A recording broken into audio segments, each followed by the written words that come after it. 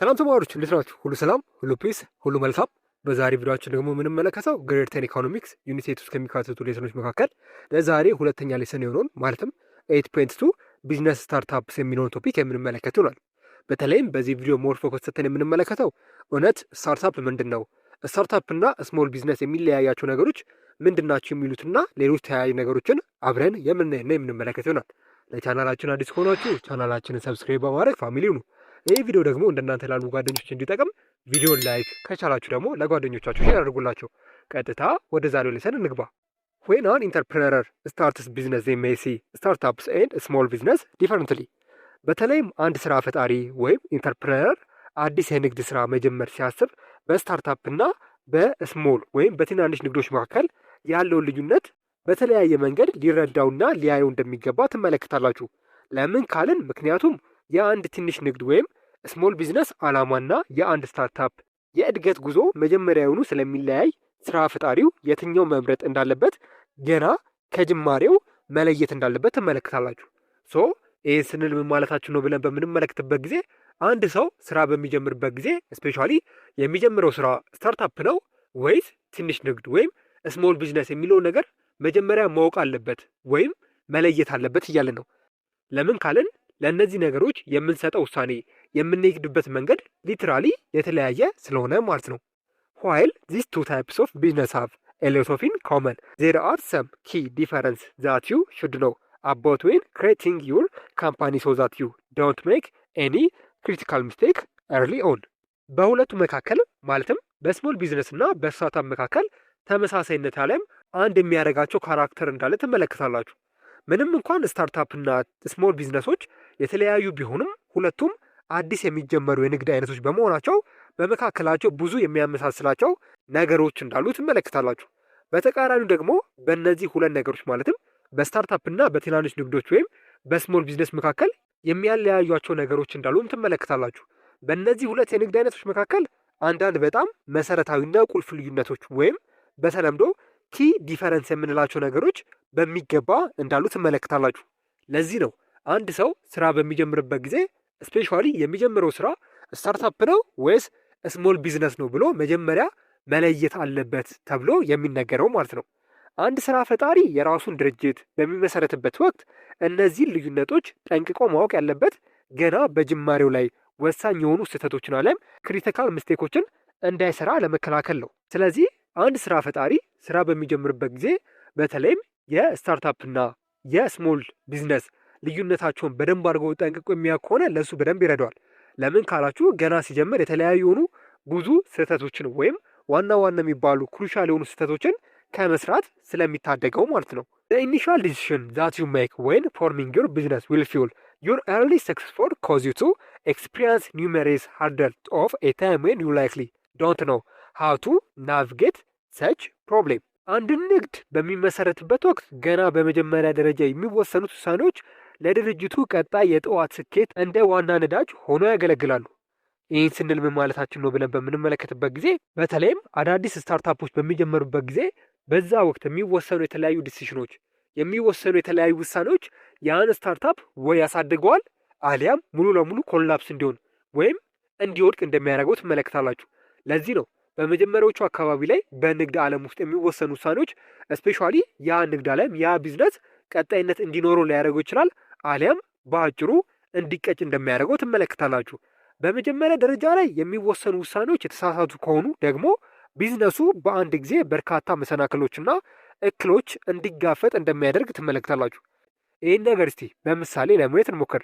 ልክ አንድን ህንፃ በሚገነባበት ጊዜ መሰረቱ ከተሳሳተ ህንፃው የተሰራ በሄደ ቁጥር ግንበኛው ሊያስተካክለው የማይችለው ብዙ የሆኑ አደጋዎች አለ ብዙ የሆኑ ነገሮች እንደሚፈጠሩ ትመለከታላችሁ።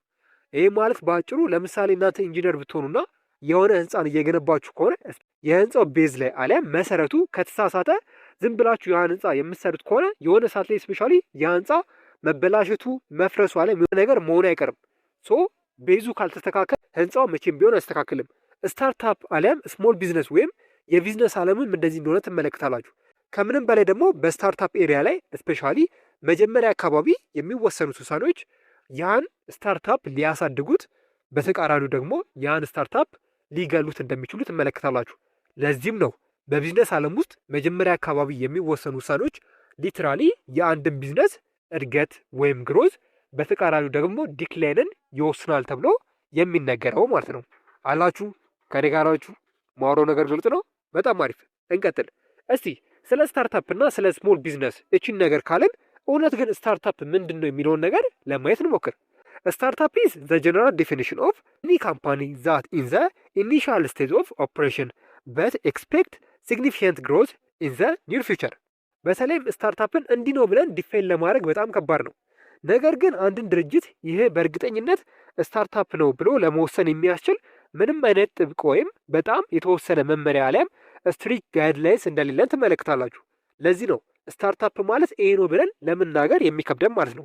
ነገር ግን ኢንጀነራል በምንመለከትበት ጊዜ ስታርታፕ የምንለው ነገር ገና በስራው መጀመሪያ ወይም በጅማሬ ደረጃ ላይ ያለ ማንኛውንም ድርጅት አሊያም ኩባንያ በተለምዶ ስታርታፕ እያለን እንጠራዋለን። ይህ ኩባንያ ወይም ድርጅት ገና በቅርቡ ስራ ቢጀምርም ወደፊት ግን እጅግ ከፍተኛና አስደናቂ እድገት ያሳያል ተብሎ ስለሚጠበቅ ስታርታፕ ድርጅት እየተባለ ይጠራል። በአጭሩ ስታርታፕ ማለት ገና ዛሬ የተጀመረ ነገር ግን በቅርብ ጊዜ ውስጥ በጣም ትልቅ ደረጃ ለመድረስ ያለመ አዲስ ድርጅትን አሊያም አዲስ ኩባንያን በተለምዶ ስታርታፕ እያልን የምንጠራው ይሆናል ማለት ነው። There remain a clear discrepancy between how big business and startup approach it, especially በትላልቅ ቢዝነሶችና ትናንሽ ስታርታፖች ለፈጠራ ወይም ኢኖቬሽን ያላቸው አመለካከትና አቀራረብ በጣም የተለያየ እንደሆነ ትመለከታላችሁ። ይህን ስንል ምን ማለታችን ነው ብለን በምንመለከትበት ጊዜ የተለያዩ ትላልቅ ድርጅቶች አሉ። እነዛ ትላልቅ ድርጅቶችና ስታርታፕ ድርጅቶች ለኢኖቬሽን ወይም ለፈጠራ ያላቸው አመለካከት እንዲሁም አቀራረብ በጣም ይለያያል እያለ ነው። ይሄ ማለት በአጭሩ ስፔሻሊ ትላልቅ ድርጅቶች ያላቸውን ስርዓት ጠብቀው ለመቀጠል ሲጥሩ፣ ስታርታፖች ግን አዳዲስና ያልተሞከሩ መንገዶችን በመከተል ለውጥ ለማምጣት እንደሚሞክሩ ትመለከታላችሁ። ይሄ ማለት ትላልቅ ድርጅቶች ስፔሻሊ የራሳቸውን ሲስተም አለም የራሳቸውን የገነቡት ነገር አለ ወይም ስትራክቸር አለ።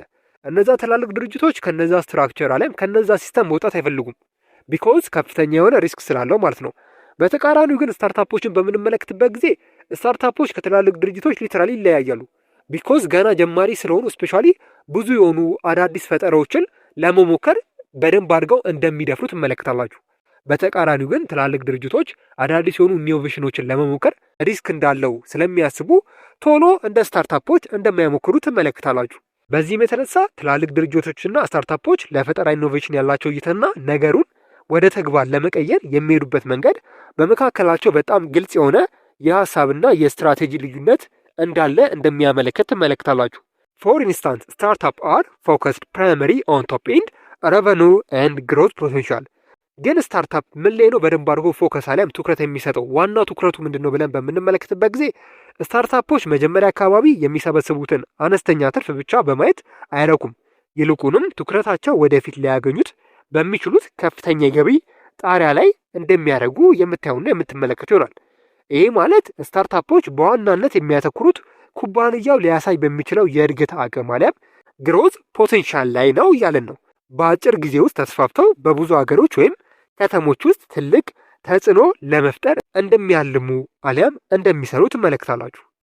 ስታርታፖች ትኩረት የሚሰጡት አሊያም ፎከስ የሚያደርጉት ከትናንሽ ፕሮፊት ወይም ከትናንሽ ትርፍ ይልቅ ከፍተኛ ትርፍ እንዴት እንደሚያገኙ፣ ከምንም በላይ ግን ማርኬት ውስጥ በደንብ አድርገው ገብተው እንዴት ነው ማርኬቱን ኮንትሮል ላደረገው የሚችለው የሚለውን ነገር በደንብ አድርገው እንደሚያስቡበትና እዚህ ነገር ላይ በደንብ አድርገው ትኩረት ሰጥተው እንደሚሰሩ ትመለከታላችሁ ማለት ነው።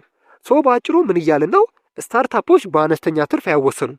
ዋናው ትኩረታቸውና ትግላቸው ወደፊት ሊያመጡት በሚችሉት እጅግ ከፍተኛ የገቢ መጠንና በድርጅት የእድገት አቅም ላይ ብቻ እንደሚያተኩሩ ትመለከታላችሁ ማለት ነው። While small business are perfectly content with operating in small portion of large market, startup usually want to obtain as much market share as can with product or service that they provide. ከምንም በላይ በስታርታፕ እና በስሞል ቢዝነሶች መካከል ዋነኛው ልዩነት ይሄ ነው።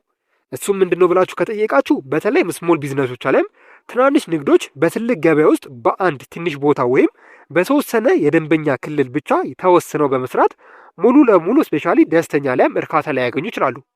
ምሳሌ እንመልከት። ለምሳሌ በእናንተ ሰፈር ውስጥ ያለች አንድ ትንሽዬ ዳቦ ቤት አለች እንበል። ቺ ትንሽዬ ዳቦ ቤት በተለይም በእናንተ ሰፈር ላሉ ሰዎች ብቻ ዳቦ በመሸጥና የተወሰነ ትርፍ በማግኘት እዛው ሰፈር ብቻ ሊወሰን ይችላል።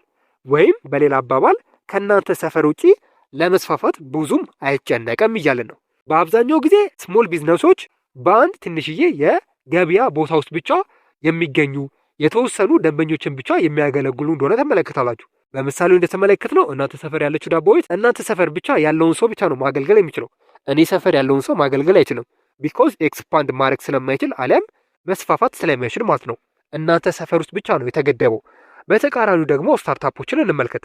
ስታርታፖች በሚያቀርቡት ምርት ወይም አገልግሎት ሊያገኙት የሚችሉትን ያህል ከፍተኛ የገበያ ድርሻ ወይም በተለምዶ ማርኬት ሼርን ሙሉ ለሙሉ ኮንትሮል ለማድረግ ይሞክራሉ።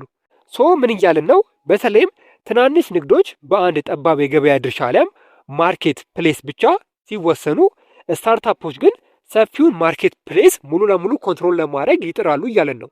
ዋነኛው በስሞል ቢዝነስ እና በስታርታፕ መካከል ያለው ልዩነት ይሄ እንደሆነ በፍጹም እንዳረሱ። ስታርታፕ ወንት ቢ ፕሮፊታብል ኢን ዘ ኢኒሻል ስቴጅ ቢዝነስ ዲቨሎፕመንት ሲንስ ዘይ ወንት ግሮ ዊዝን ዘ ሾርተስት ታይም ኦፍ ፖሲብል። ስታርታፖች በስራ እድገታቸው የመጀመሪያ ደረጃዎች ላይ ወዲያውኑ ትርፋማ አሊያም ፕሮፊቴብል እንደማይሆኑ ትመለከታላችሁ። ዋናው ዓላማቸው በአጭር ጊዜ ውስጥ ማግኘት የሚችሉትን ያህል ከፍተኛ እድገት ወይም ግሮዝ ማስመዝገብ ስለሆነ ነው። ያገኙትንም ገቢ ሙሉ ለሙሉ በሚባል ደረጃ ድርጅቱን ይበልጥ ለማስፋፋትና ኤክስፓንድ ለማድረግ እንዲሁም ተጨማሪ የሆኑ ደንበኞችን ለማግኘት እንደሚጠቀሙበት ትመለከታላችሁ። ስለዚህ አብዛኛው ጊዜ አብዛኞቹ ስታርታፖች ስፔሻሊ ቶሎ ብለው ፕሮፊቴብል አሊያም ቶሎ ብለው ትርፋማ እንደማይሆኑ ትመለከታላችሁ። It will sometime talk here for startup make is the first dollar in profit። በሚያስገርም ሁኔታ አንድ ስታርታፕ የመጀመሪያውን $1 ወይም የተጣራ ትርፍ ለማግኘት ወይም የተጣራ ፕሮፊት ለማግኘት አንዳንድ ጊዜ አመታት ሊፈጅበት እንደሚችል ልብ ማለት አለባችሁ። The main goal to create product or service that can be successfully placed on the market which could bring in million of dollar profit። የስታርታፖች ዋነኛ ግብ በገበያ ላይ ስኬታማ ሊሆን የሚችል አዲስ ምርት ወይም አገልግሎትን መፍጠር እንደሆነ ትመለከታላችሁ። ይህ ጥረት ገና በጅምር ላይ ትርፍ ባያመጣም በረጅም ጊዜ አሊያም በሎንግ ራን ጊዜ ውስጥ ግን በሚሊዮኖች የሚቆጠሩ ዶላሮችን ሊያስገኝላቸው አሊያም በሚሊዮኖች የሚቆጠሩ ብሮችን ሊያስገኝላቸው እንደሚችል ትመለከታላችሁ። ስታርታፕ ቢዝነስ አር አቴምፕት ቱ ክሬት ኤ ፕሮዳክት ሰርቪስ ዛት ቫያብል ኦን ዘ ማርኬት ዘይ ዊል ዩዥዋሊ ኒድ ቱ put significant amount of the capital of product development which usually cannot done without the right investment። የስታርታፕ ድርጅቶች አለም ኩባንያዎች ዋና ጥረት በገበያ ላይ ተፈላጊ የሆነ ሊሸጥና ሊሰራ የሚችል ቢያብል አዲስ ምርት ወይም አገልግሎት ለመፍጠር እንደሆነ ቅድም ተመልክተናል። ይህንን ደግሞ አዲስ ምርት አለም አዲስ ፕሮዳክት ከመጀመሪያው ጀምሮ ሰርቶ ለማጠናቀቅ ብዙ ጊዜ በጣም ከፍተኛ የሆነ የገንዘብ አቅም ወይም ካፒታል እንደሚያስፈልጋቸው ትመለከታላችሁ። ለዚህም ነው ስፔሻሊ ኢንቨስትመንት የሚባለው ነገር እዚህ ጋር የሚመጣው ማለት ነው። በተለይም ኢንቨስትመንት ለስታርታፕ እጅግ በጣም አስፈላጊና ወሳኝ እንደ ኦክሲጅን እጅግ በጣም ኢምፖርታንት ነገር እንደሆነ ትመለከታላችሁ። ይህንን ከፍተኛ የገንዘብ ፍላጎት ለማሟላት በተለይም የዛ ስታርታፕ መስራች ብቻውን ሊሸፍነው አይችልም። ስለዚህ ትክክለኛና ተስማሚ የሆኑ ባለሀብቶችን አለም ኢንቨስተሮችን ካላገኘ በስተቀር ምርቱን ማልማትና ስታርታፑን ማሳደግ በፍጹም እንደማይችል ትመለከታላችሁ ማለት ነው። These investors are individuals who want to invest a company that they believe the going eventually market a big። እነዚህ ባለሀብቶች ገንዘባቸውን በኩባንያው ውስጥ አሊያም አዲስ ለሚመሰረተው ስታርታፕ ድርጅት ውስጥ የሚያፈሱት ዝም ብለው ሳይሆን ያ ድርጅት ወደፊት በጣም ትልቅ ደረጃ ላይ እንደሚደርስ በጽኑ ካመኑ ብቻ ነው ኢንቨስት የሚያደርጉበት ማለት ነው። ይህ ማለት አንድ ኢንቨስተር አሊያም ባለሀብት ዝም ብሎ መጥቶ አንድ ሰው ስላናገረው ብቻ ገንዘቡን ኢንቨስት አያደርግም። በተለይም ያ ነገር እሱም ማሳመን አለበት። ማሳመን ብቻ ሳይሆን ያ ትንሽዬ ስታርታፕ ወደፊት ትልቅ ይሆናል አሊያም ቢግ ካምፓኒ ይሆናል፣ በደንብ አድርጎ ያድጋል ብሎ ያ ኢንቨስተር ወይም ባለሀብት ካላመነ በፍጹም እዛ ስታርታፕ ላይ ኢንቨስት እንደማያደርግ ትመለከታላችሁ። This investor will get share of the business for their money which usually equates to 5 to 10%። እነዚህ ባለሀብቶች አለም ኢንቨስተሮች ለስታርታፖቹ ገንዘባቸውን በነፃ አይሰጡም አለም ኢንቨስት አያደርጉም። ለሰጡት ገንዘብ ምትክ የድርጅቱን የባለቤትነት ድርሻ አለም ሼር ኦፍ ቢዝነስ ወይም አክሲዮን እንደሚያገኙ ትመለከታላችሁ።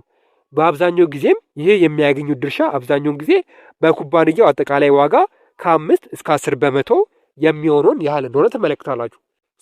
ከብዙ በአጭሩ ስታርታፕ ማለት ዋና ሀሳቡ አሊያም ዋና ኮሩ ይህን ይመስላል ማለት ነው።